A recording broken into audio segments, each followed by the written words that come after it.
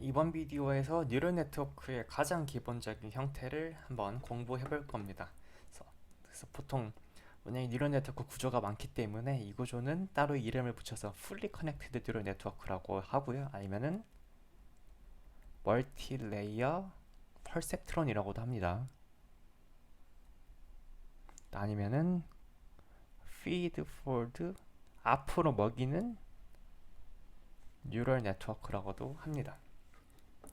자, 그래서 우리가 건드리는 것은 로스는 건드리지 않습니다. 스코어를 만드는 방식 WX라고 썼던 녀석을 이제 건드립니다. 이 부분을 이제 건드립니다.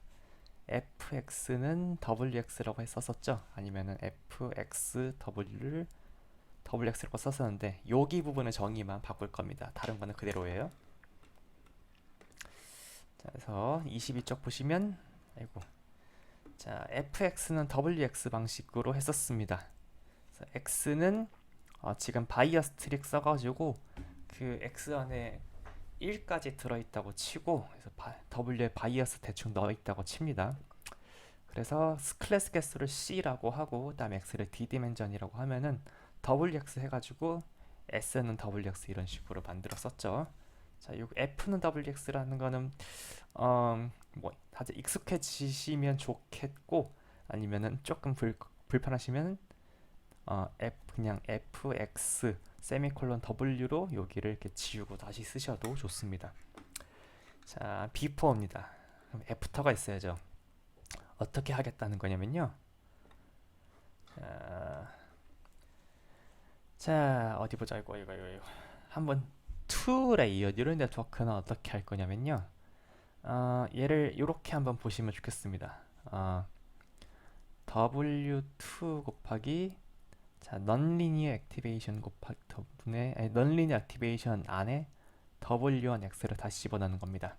그래서 X를 한번 D디멘전으로 집어넣으면은 W1X는 자, W1을 H by D로 정의를 해서 H 차원 벡터가 되게 만들고요. 다음에 이 시그마 안에 벡터가 들어온다는 거는 자, 시그마 T는 이거는 각 성분에 이거를 먹인다고 이해를 하시면 됩니다. 자, max 0,t. 자, 그래서 뭔가 시그마 T1부터 뭔가 TH까지 있다고 하면은 각 성분에 대해서 우리가 네. 그래서 별말이 없으면은 그 단별량에서 단별량으로 가는 함수가 이렇게 벡터에 씌워져 있다고 하면은 각 벡터의 각 성분별로 이 함수를 먹인다라고 이해를 하십시오. 그래서 요 좀 간단해 보이지만 사실은 요게 상당히 뉴럴 네트워크에서 중요한 역할을 하고요. 넌리니어 이거는 t에 대해서 이렇게 좌측은 그대로 있다가 우측에서 이렇게 위로 올라가게 되죠. 그래서 인풋을 비선형으로 바꿔준 역할을 합니다. x를 w1으로 선형 변환하고 나서 시그마로 비선형 변환하고 나서 다시 한번 이 h 차원 벡터에 다시 선형 변환을 시켜서 이렇게 궁극적으로 c 차원 벡터로 만들어 줍니다. 별거 아니죠? 자, 이런 거를 우리는 뉴럴 네트워크라고 부릅니다. 2레이어일 필요는 없습니다. 3레이어도 만들어 보실 수 있어요. 그래서 3레이어라는 것은 위에 판서를 그대로 쓰면은 W2를 한 다음에 자, W2까지 그 변환을 시키고 나면은 여기 교과서 노테이션 기준으로는 W2는 H2 차원이니까 W2 시그마 A W1X는 H2 차원에 있는 녀석이거든요. 그 녀석이 다시 한번 자, 맥스 0,5로 넌 리니어 함수를 또 씌웁니다. 자, 그리고 나서 W3를 요 시그마를 먹인 H2 차원 벡터에 또 곱해줍니다. 자, 그러면은 W3는 이번에 C by H2라 가지고 W3를 곱하고 나면은 또 다시 C 차원 벡터가 됩니다. 자, 여러분 3레이어도 그런 거보다 하실 수 있죠. 그 포인트는 선형 변환하고 나서 넌리니어 함수 먹이기, 다시 하는 선형 변환, 그 다음에 넌리니어 함수 씌우기, 또 다시 선형 변환. 이거를 반복적으로 쌓아 나가면 멀티레이어 뉴럴 네트워크가 됩니다. 뭐 다시 얘기하지만 그 러너블 바이어스가 이미 요 안에 항상 들어있다고 가정을 하고 있고요. 그림으로는 이렇게 나타내기도 합니다.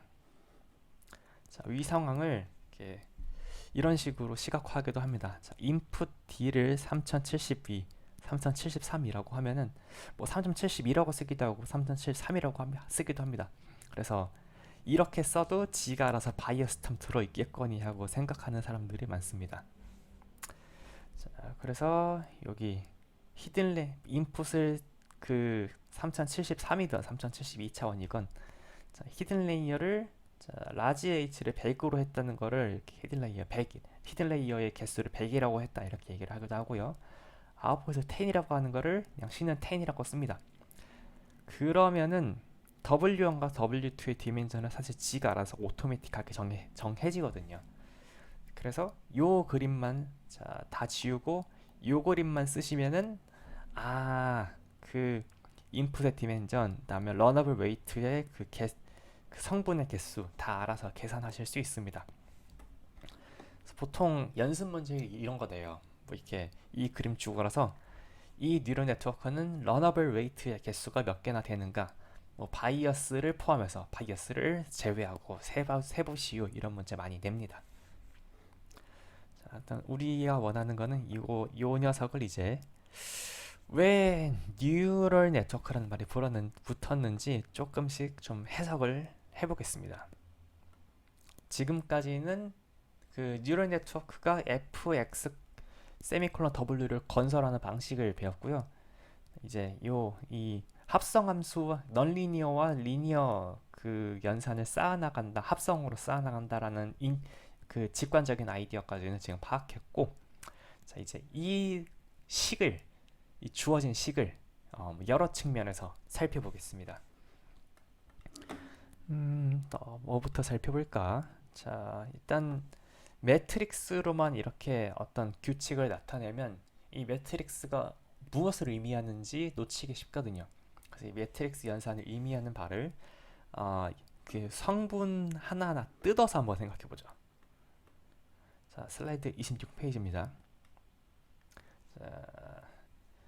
자, W2, 아이고 죄송합니다. 이를테면 W2를 하나 해석해 보려고 해요. 자, W1과 W2 그 웨이트가 뭘 의미하는지 element I, j of W gives the effect on H, I from X, J 이렇게 썼네요. 자, 일단 이 노테이션은 원 샘플 기준입니다. 자, X를 X1, X2, 원 샘플이면 XT 이렇게 쓸 수 있죠. 그 다음에 변환을 하고 난 H를 또 H1, 그 다음에 H 어디 갔어? H 조금 오해를 감수하고 H 라지 H라고 쓰죠. 그러면은 자 W1에 I, J 성분이라는 거는 보통 어떻게 작용합니까?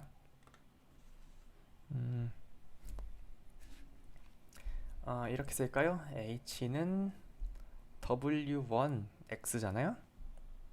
그러면은 자 이렇게 W1에 I, J 성분이 중간에 있고 그 다음에 X가 이렇게 있어요.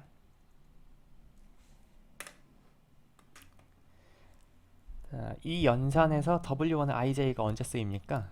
자, 지금 이 말을 대충 이 직관적인 설명을 풀어서 설명을 하고 있는 중입니다. W1의 IJ가 뜨는 공식은 이때죠. 자, HJ는 여기 J번째 성분은 여기 I번 이렇게 얘기해 편하겠군요. HI라고 쓰겠습니다. 여기 I에 맞춰서요. HI라는 녀석은 여기서 여기 W1IJ에서 I번째 행 쫙 더했을 때죠. 자, 그래서 W1에 I1, X1 더하기 여기 지울게요. HI라는 것은 더하기에 다다 더하기 W1에 IJ 곱하기 XJ 더하기 다다. W1에 뭐 I 마지막 성분 있겠죠. ID, XD. 자, 그러면은 W1 IJ라는 거는 HI라는 걸 계산하기 위해서 XJ가 다른 거랑 비교해서 얼마나 그 덧셈으로 기여하는지를 좀 나타내고 있는 것 같죠? 그래서 이거를 멋들어지게 그냥 좀 직관적인 용어로 엘리먼트 W1의 ij 성분은 자 xj로의 xj에서 hi로의 이펙트 이펙트의 크기를 나타낸다 이렇게 쓰고 있습니다. 자 그럼 마찬가지로 비슷한 말을 W2에 대해서도 할 수 있겠죠. 자 W2의 i, j 성분은 자 뭐 여기랑 여기랑 병렬적으로 갑니다. H 히든 레이어의 j 번째 성분에서 파이널 스코어의 i번째 성분으로의 어떤 그 이펙트를 나타낸다 이렇게 보실 수 있습니다. 대충 조금 대수적인 해석이죠. 이거를 크게 보면 어떻습니까? 자 만약에 모든 W1 IJ가 제로가 아니라면 이렇게 생각할 수 있겠죠. X의 모든 엘리멘트들이 자 X1부터 XD까지 H의 어떤 그 H의 성분 하나하나를 만드는데 어느 정도 기여하는 부분이 있습니다. 언제요? W1이 제로 매트릭스가 아니라면요. W의 모든 성분이 제로가 아니라면요. 자 마찬가지로 뭐 다른 H의 다른 성분에 대해서도 X의 모든 성분들이 기여하는 바가 있겠죠. WT에 대해서도 똑같은 얘기를 할 수 있습니다. 자 그럼 이거를 어떤 식으로 해석할 수 있냐? 이 뉴럴 네트워크는 자 X의 각 성분과 H의 각 성분들이 모두 연결되어 있다고 해서 fully connected라는 말을 붙일 수가 있습니다. 아니면은 이렇게 percept라는 건 인지하는 어떤 무언가란 뜻이잖아요. 인지하는 시스템인데 그 레이어가 여러 개인 인지 시스템이라고 해서 멀티레이어 퍼셉트론이라고도 부릅니다. 근데 조금 현재 여기 슬라이드 설명 기준으로는 fully connected neural network라는 말의 어원을 설명하기에 좀 더 적당한 것 같아요. 자 어느 정도 여러분 여기 이 익스프레션이 왜 fully connected라는 말이 붙었는지는 대충 좀 감이 오셨죠? 우리가 선형 시스템에서 선형 분류기에서 약간 이런 알제브릭 뷰포인트로도 뉴럴 네트워크를 살펴보고 그 다음에 또 어떤 뷰포인트로 또 살펴봤습니까? 지오메트릭 뷰포인트로도 살펴보고 그 다음에 지오메트릭 뷰포인트로도 한번 살펴봤습니다. 자, 그래서 이 fully connected neural 네트워크를 비주얼 뷰포인트로도 한번 살펴보겠습니다. 자, 처음 리니어 스코어 펑션 만들었을 때는 그냥 템플릿, 자 클래스 하나당 템플릿 하나만 썼었죠. 그러면 자, 투레이어 뉴럴 네트워크는 어떤 뜻을 가지게 됩니까? 여기 H 하나 만들 때 H 하나의 그 W에 대응하는 템플릿이 이렇게 있죠. 자, 그래서 W1의 각 로는 이 템플릿의 하나에 대응되고요. 그다음에 각각의 템플릿으로 H를 만든 다음에 W2에서 다시 한번 이 템플릿을 이렇게 다시 섞어주게 되겠습니다. 자, 그래서 투레이어 뉴럴 네트워크가 비주얼하게 의미하는 것은 우리는 이제 여러 가지의 템플릿을 이렇게 섞어서 쓸 수 있다는 걸 뜻합니다. 언제요? 내가 어떤 클래스 스코어를 계산할 때요. 자, 그러니까 우리는 앞으로 그 리니어 스코어 펑션 쓸 때처럼 그 하나의 클래스에 대응시킬 때 하나의 템플릿에만 의존하는 것이 아니라 여러 개의 템플릿을 이렇게 분산시켜서 여러 개의 템플릿의 그 의사 결정들을 적당히 좀 섞어서 쓰게 되겠습니다.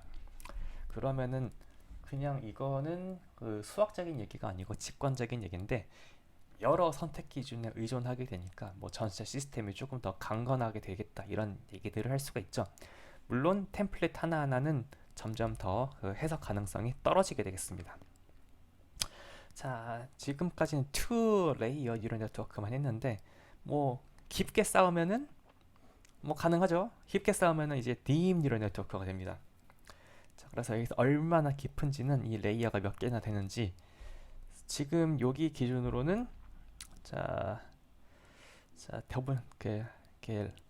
WX에 대해서 한 번 선형 변환, 비선형 변환, 그다음에 두 번째 선형 변환, 그다음 비선형, 세 번째 선형 변환, 그다음에 네 번째, 다섯 번째 선형 변환을 총 6번 하고 비선형 변환도 6번 하게 되겠습니다. 오타가 좀 있어요. 여기를 지워야겠죠? 네, 아이고, 잠깐만. 여기까지 여기까지 지우십시오.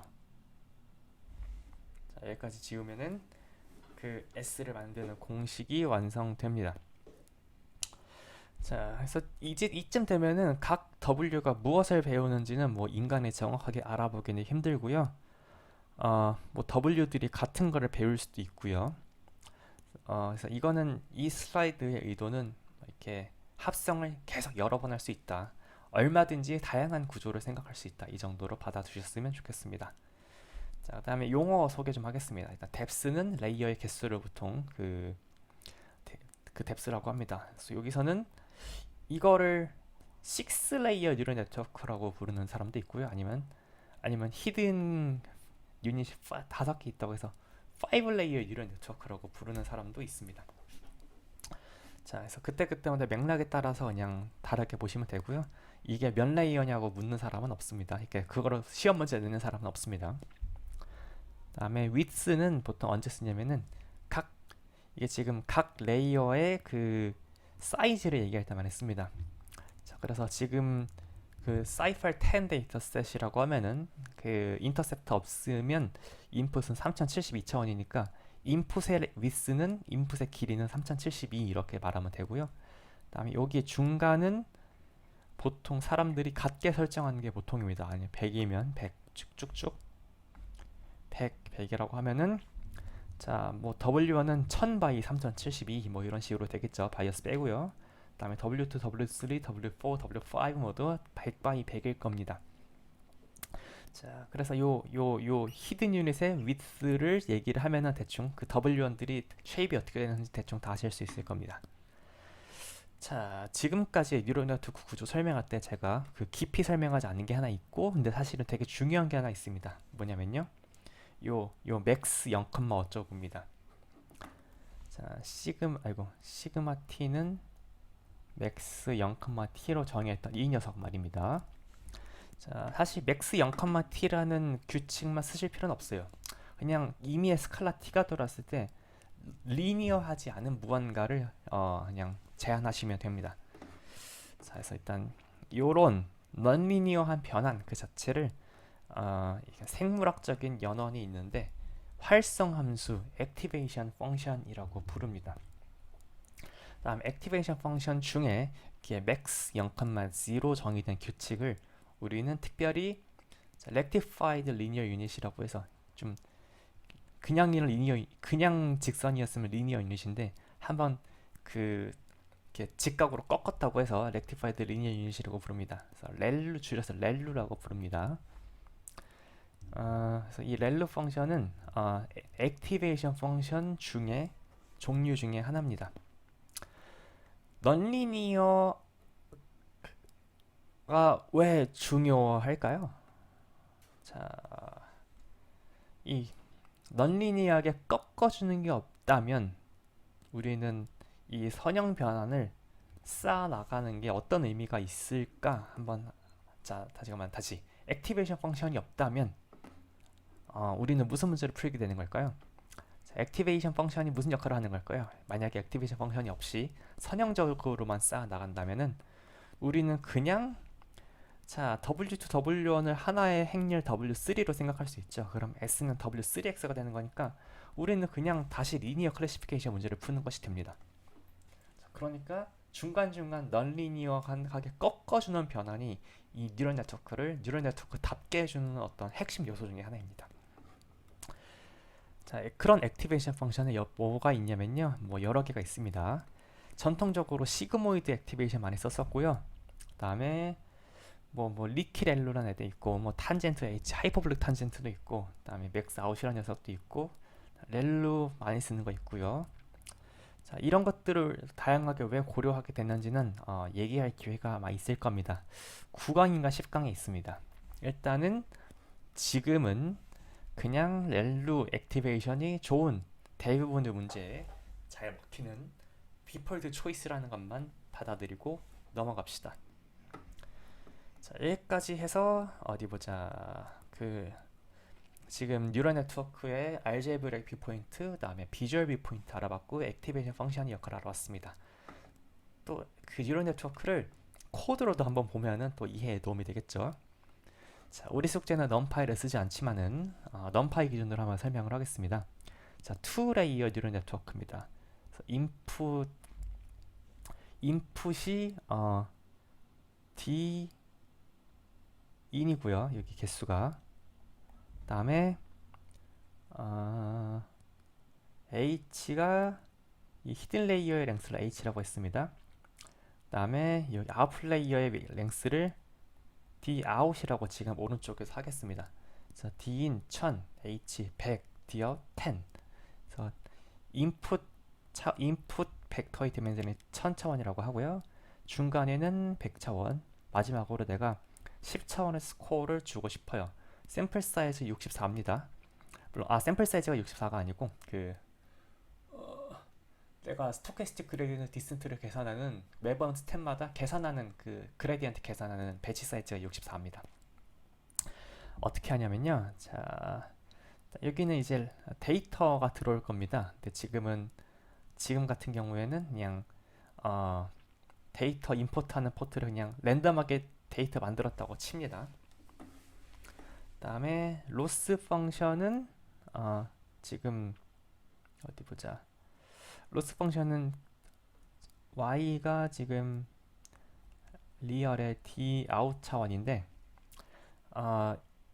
이 y가 그 범주형이 아니고 다차원 벡터를 예측하는 문제라고 하겠습니다. 그래서 우리는 뭘 풀고 싶냐면 우리가 지금 최소화시키고 싶은 로스 펑션이 자, sum i1부터 n까지 자, y와 그다음에 y와 fx에 간의 요 L2 로스의 제곱을 L2 디스턴스 제곱을 지금 로스 함수로 설정한 상황이라고 하겠습니다. 자, 그러면 이게 어떤 파트냐? 일단 이쪽을 지우고 사용할게요. 만약에 이 예제가 이해가 안 돼도 괜찮습니다. 또 이거를 또 실습할 기회가 또 수요일에 있을 거니까요. 자, 일단 우리한테 중요한 건 이 파트입니다. W1과 W2 러너블 웨이트를 이니셜라이즈하는 파트가 있고요. 그다음에 이 X, Y는 원래는 보통 데이터를 임포트하는 단계일 겁니다.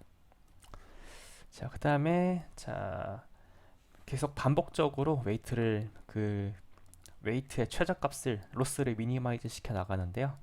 먼저 해야 되는 게 로스를 계산합니다. 자, 그냥 렐루 액티베이션이 아니라 그 시그모이드 액티베이션을 이용해서 자, X 트랜스포즈 자, X랑 W의 그 내적에 대해서 그 시그모이드 액티베이션으로 이게 H를 계산해 줍니다. 그래서 그냥 시그마 W1 트랜스포즈 X 계산은 잠깐만. 자, 트랜스포즈가 있는지 없는지는 뭐 이렇게 지금 중요한 건 아니니까. 자, 런 리니어 액티베이션을 마이너스 1 나누기 1 플러스 익스포넨셜의 마이너스 t 이런 식이라고 하면은 지금 h를 어떻게 계산하는 거예요? 각 샘플에 대해서 시그마 그다음에 w1 그다음에 x 이런 식으로 계산하는 겁니다. 그래서 각 샘플에 대해서요. 그다음에 그 프레딕트 값을 어떻게 계산했어요? 스코어를 어떻게 계산했어요? 제가 y 프레딕트 L2 예측 문제니까 스코어가 곧 y 프레딕트 값이거든요. 스코어는 i번째 데이터의 스코어를 어떻게 계산했어요? 자, W2랑 그다음에 H를 곱했습니다. 자, 그다음에 L2로 썸을 구한 다음에 여기까지가 로스 구하는 파트고요. 우리가 로스를 최소화시켜 나가려면은 그다음에는 이제 그레디언트 계산해야 되는 파트입니다.